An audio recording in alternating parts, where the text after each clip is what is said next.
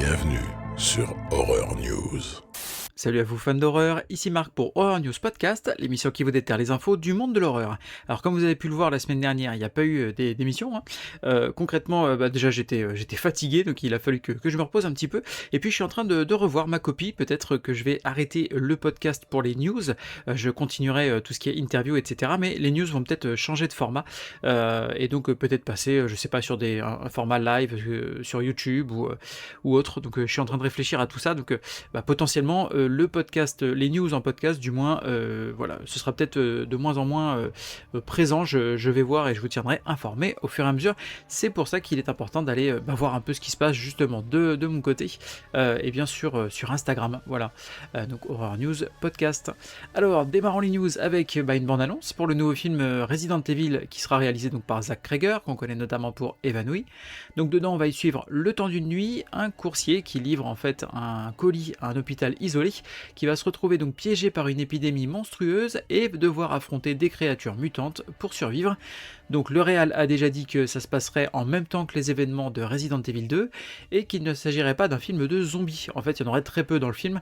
Ce serait plutôt toutes sortes de créatures mutantes qui seraient mises à l'honneur, comme on peut en trouver d'ailleurs dans la saga de jeux vidéo. Et donc la sortie de tout ça, c'est prévu pour le 16 septembre au ciné. Le studio de jeux vidéo Creative Assembly tease via une vidéo sur ses réseaux sociaux une possible sortie prochaine d'une suite au jeu Alien Isolation, dont le développement avait déjà été annoncé il y a 2 ans. Oui, ça commence à remonter.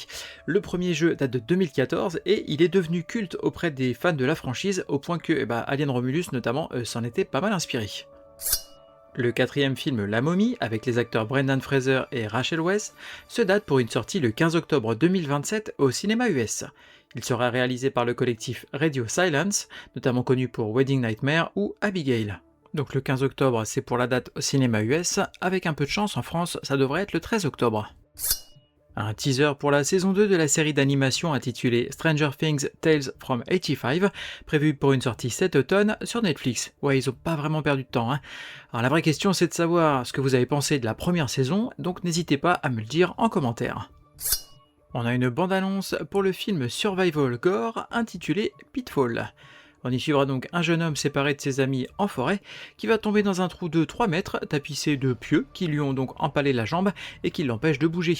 Tout ça avant de s'apercevoir que la chute, elle était peut-être pas si accidentelle. Sortie prévue le 29 mai au cinéma US.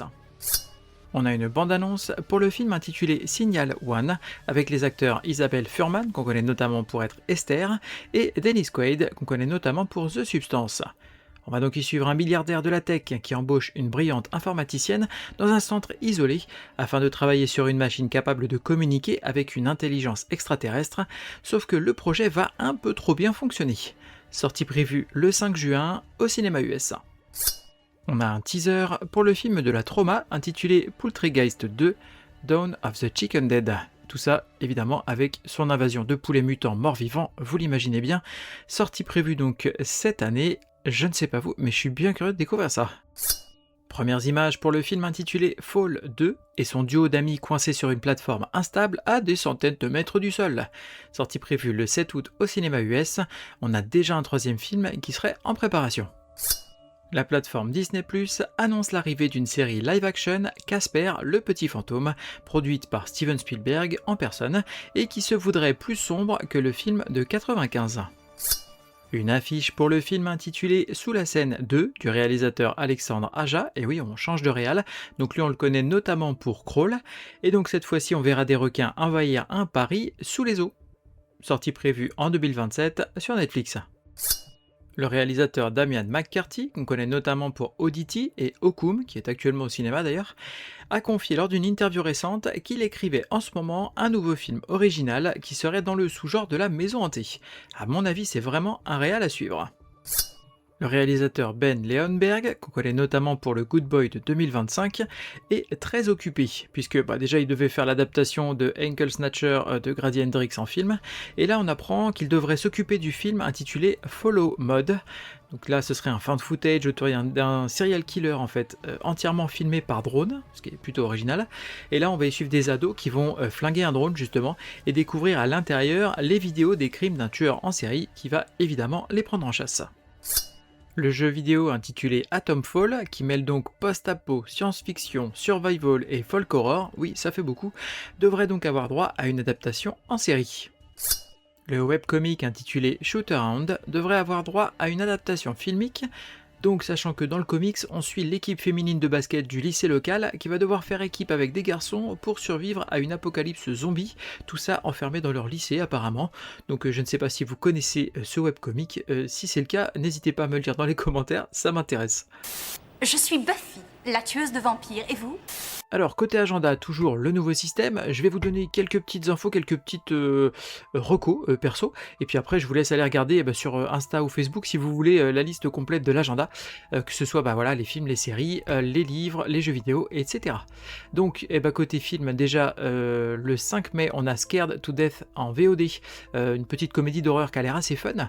Le 8 mai on a Self Driver sur Shadows, on a le film qui est devenu un classique entre temps, Jennifer's Body sur Netflix qui débarque également le 8 mai. De là on a côté série le 7 mai la nouvelle saison de la série The Terror, donc Devil in Silver sur AMC+ et Shudder, ça a l'air très très cool. Côté comics, le 5 mai on a un nouveau Pacific Rim Final Breach, donc là c'est chez Legendary Comics et donc c'est en VO évidemment. On a Excommunicated Comics VO chez The Vault qui a l'air très très cool, ça sort le 6 mai. On a Monstress tome 10 en comics chez Delcourt, donc là c'est en VF. On a Comment survivre à un roman d'horreur, donc là c'est un livre de Mallory Arnold et ça sort aux éditions 10x18. Qu'est-ce qu'on a ensuite côté jeux vidéo? On a Evil Inside VR sur PSVR 2 et MetaQuest 3. Et puis côté reco événements notamment, on a le festival documentaire On vous ment. Donc ça c'est du 5 au 10 mai à Lyon et ça vous permettra de rencontrer l'équipe notamment de Jumpscare, du podcast Jumpscare. Et puis il y a aussi Alt 236 notamment et puis pas mal de réalisateurs qui seront là. Voilà, donc pas mal de beau monde à aller rencontrer du côté de Lyon. Merci à vous d'avoir suivi cette émission. Comme d'habitude, je vous invite à en parler autour de vous, à partager, et bien pour la faire connaître et m'aider à justement à développer un petit peu ce podcast. N'hésitez pas à aller me suivre sur les différents réseaux sociaux, comme je vous le disais, que ce soit Facebook ou Instagram, mais également TikTok et même YouTube. Il ne me reste plus qu'à vous souhaiter bonne semaine et bon frisson.